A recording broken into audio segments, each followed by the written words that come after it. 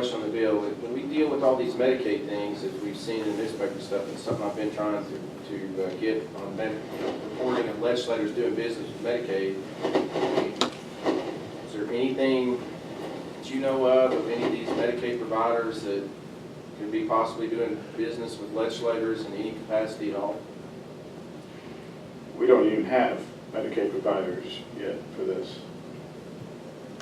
But we've had bills out there where now we find out that legislators are doing business with Medicaid entities after they're passed.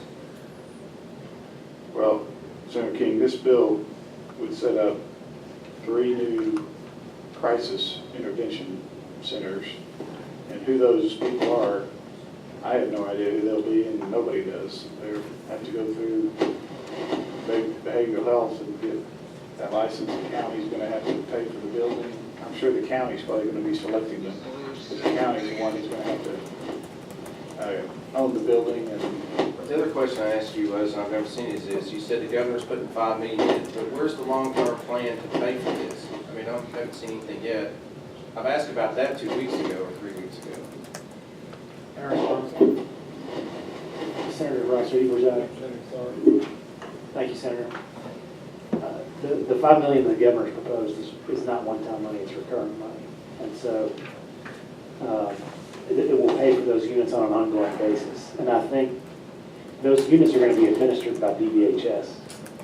Okay, when you say recurring money, that means he's put it in his baseline budget. Yes, sir. Okay, we're not hitting projections right now.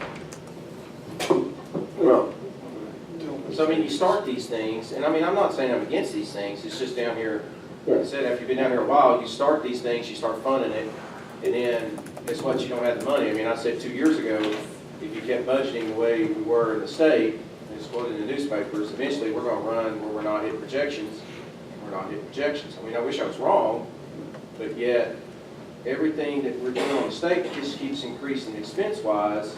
And everybody says, well, you know, it's going to pay for it. I keep saying the same thing.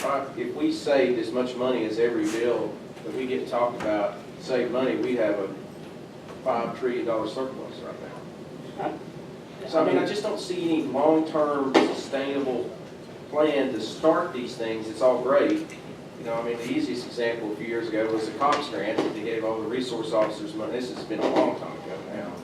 And then all of a sudden, next thing you know, that dried up. Well, then it was a burden was posted with schools. So, just concerned about the long-term sustainability of starting anything new.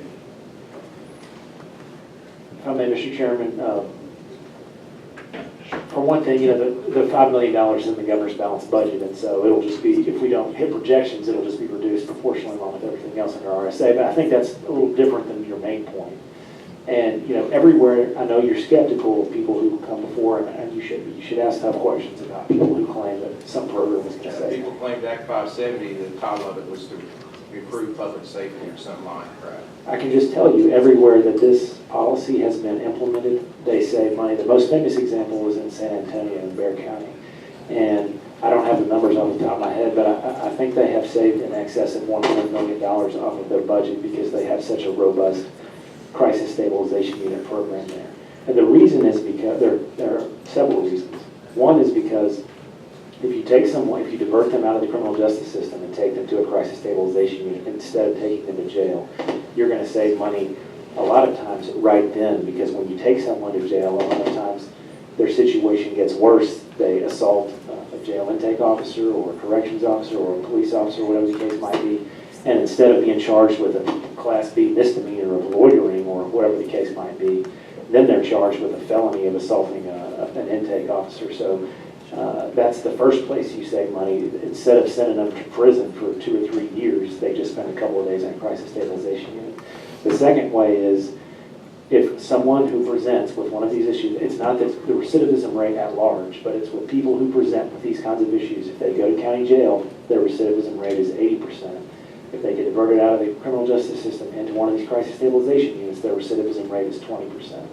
And so it substantially reduces the likelihood that they'll ever commit a crime again, and it also substantially reduces the capacity for the crimes that they commit all at the same time. We've heard all the same arguments about 570 about they're not doing anything but increasing crime and costing us more money.